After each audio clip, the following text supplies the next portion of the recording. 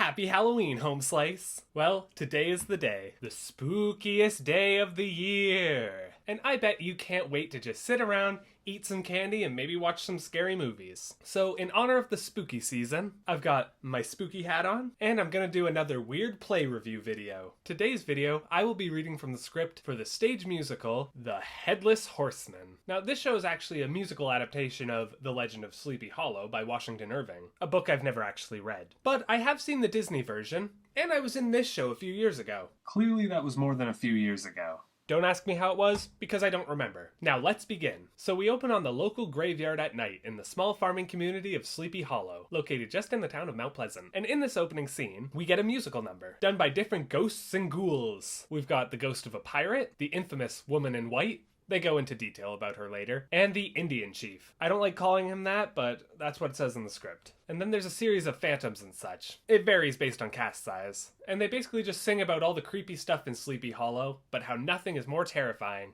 than the Headless Horseman. I'm gonna not do this the entire time with my hands, but it's spooky, isn't it? When the church bell tolls and the thunder rolls and the night is black as pitch, and the owl hoots and the old crow roots, on a broomstick flies a witch. And the rain is cold and the wind is brisk and the trees are evil-eyed. When the moon is bright and the fog is thick, the Headless Horseman rides. And I gotta say, this song's actually pretty good. It's spooky enough, it's got a good Halloween feel to it, but I feel like it sets up a creepier show than we actually get. Like, all the spooky stuff doesn't really come back until later. But anyways, this is also where we meet Mrs. Trankler, who, to be honest, really isn't that important of a character, but I gotta respect her, because she's one of those helpful musical theater characters who just speaks out loud in just very obvious exposition. Sleepy Hollow, Sleepy Hollow. Every time I come back here, I ask myself why. I mean, it isn't a requirement that I visit my dear widowed sister and her lovely daughter Katrina every year. I do it out of the kindness of my heart. What are relatives for? Oh, I hope I don't hear any ghosts or phantoms or things that go bump in the night. While that's helpful for the audience, it's kind of weird.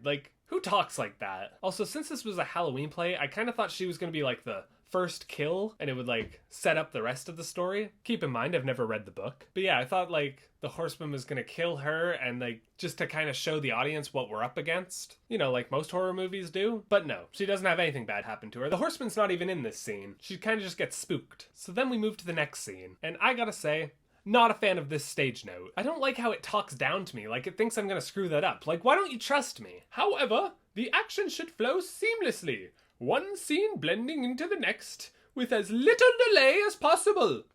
Avoid choppiness. I don't know what the hell accent I just did, but I'm sorry I offended you. You know what, just for that, if I ever direct a production of this show, it's gonna be super slow paced, just out of spite. The scene starts up in the village of Sleepy Hollow, just after dawn, where we meet a couple of the townspeople, starting with Farmer Stuyvesant. Wake up, ye good folk of Sleepy Hollow. Wake up, ye good folk of Sleepy Hollow. And I already hate him. Amazing. One line of dialogue in, and he's my least favorite character in the show. Seriously, who does that? Who just wakes up at the crack of dawn and just starts waking everyone else up? I know this was a different time, but this guy was definitely reincarnated as that guy who mows his lawn at 6 a.m. Dude, let people start their days when they want to. Don't put everyone on your schedule. But anyways, this is also where we meet a few other people. We meet Mrs. Van Tassel, the sister of the person from the beginning, Mrs. Van Hudson, and Widow Van Dorn. They don't really matter since they're kind of written the same, but this scene is where we learn that the new schoolmaster comes to town today. Our new schoolmaster arrives today. Oh, I'm so anxious to meet him. His name is Blaine, isn't it? Ignacio Blaine, from Massachusetts. His name is Crane, Ichabod Crane, from Connecticut.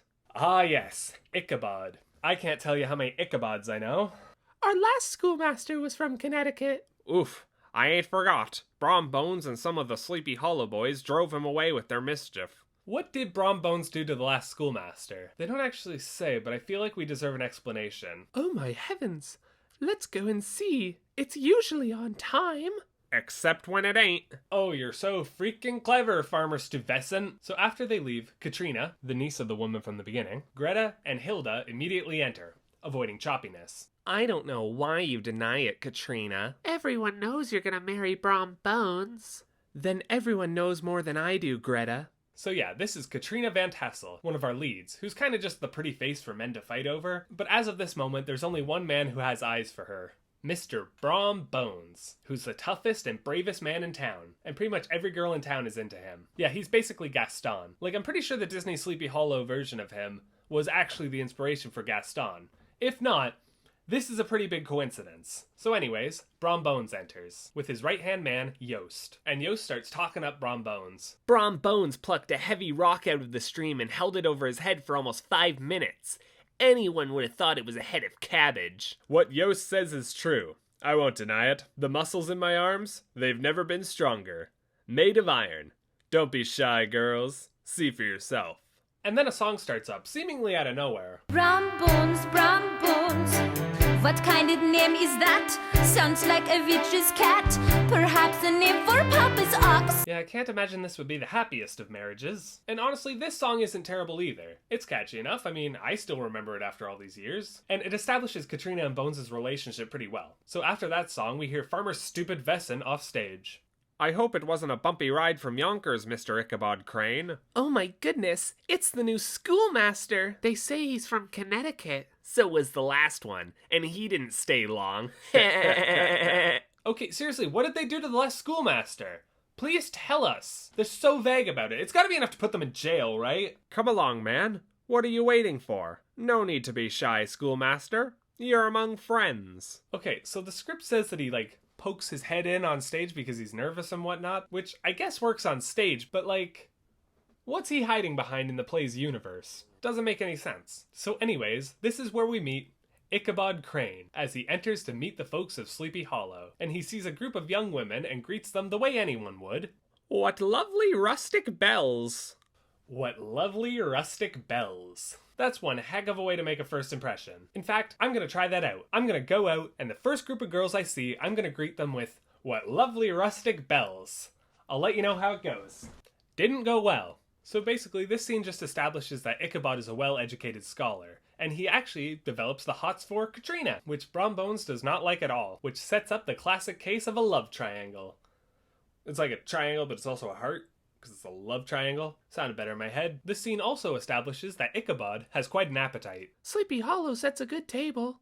Goose swimming in its own gravy. Pigeon pie. Juicy ham. Preserved plums and peaches. Savory sausages. All the buckwheat cakes a man can swallow. Well buttered and drowning in syrup. Bowls of cream and milk. Did you say goose swimming in its own gravy?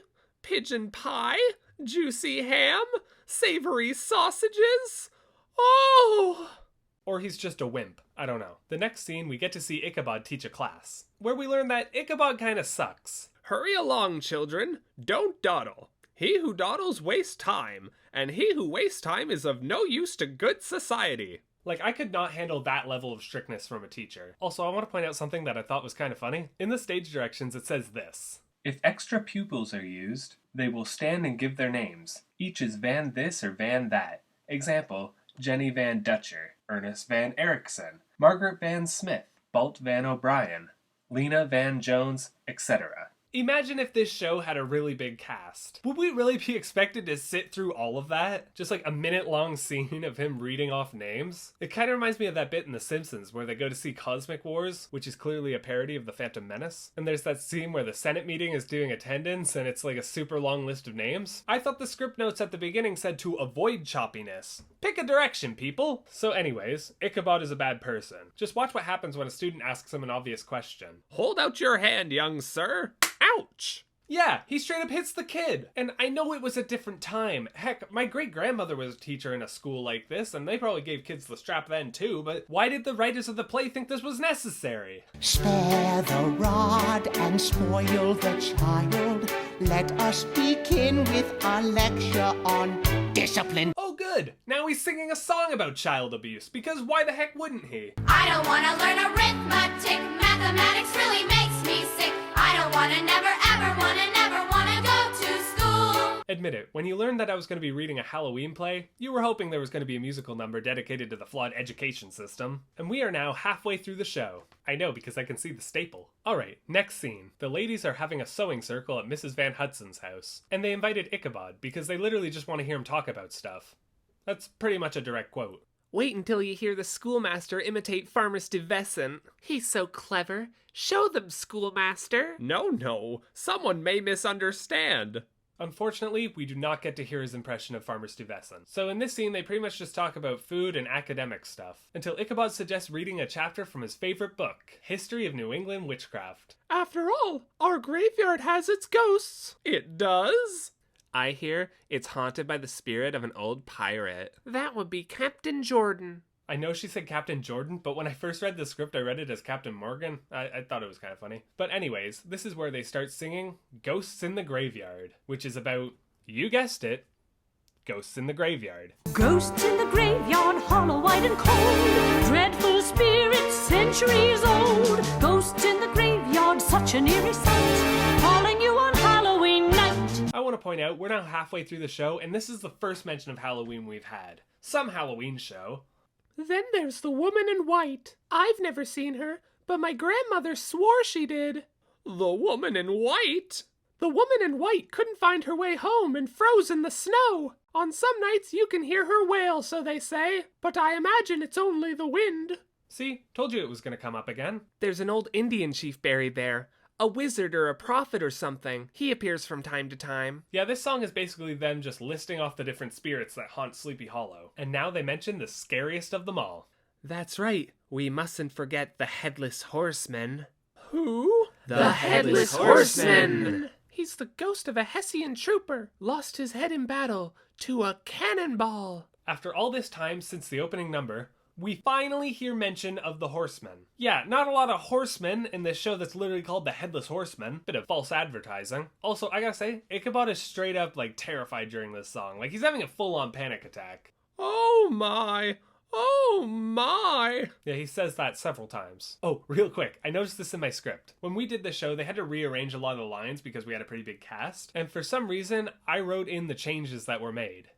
Why did I do that? I wasn't in this scene. Why did these changes matter to me? I don't remember doing this. I do, however, remember drawing this mountain. I don't know why I remember that. Calling you on Halloween.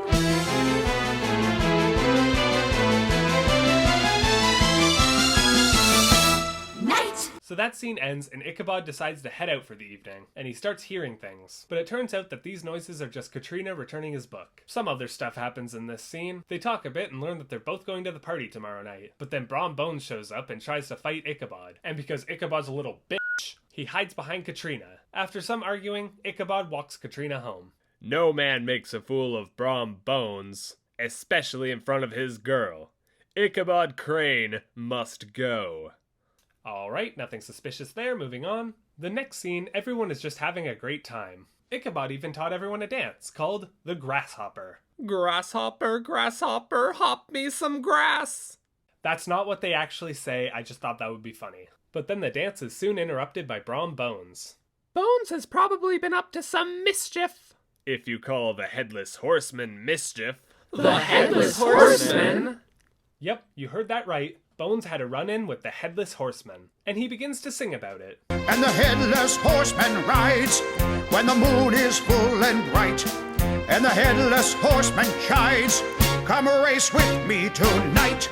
Again, not a bad song. He offered to race me for a cup of punch and my head. A cup of punch? Your head? How could he speak without a head? That's a good question. And he doesn't actually answer it. But anyway, everyone joins in.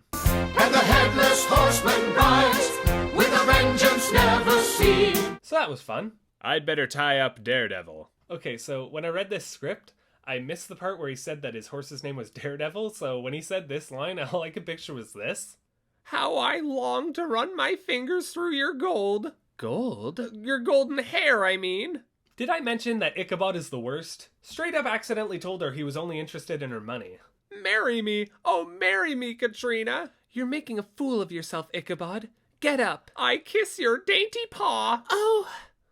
Can't say I'm surprised that approach didn't work. Honestly, maybe she would be better off with Brom Bones. I mean, he's a bit of a bully, but like, he never said he was interested in her money. He seems like he's interested in her. And like, from the sounds of it, he'd be like a pretty faithful husband. You know what? I'm on Team Bones. Team Bones, all the way. And being on Team Bones, this next bit was incredibly satisfying.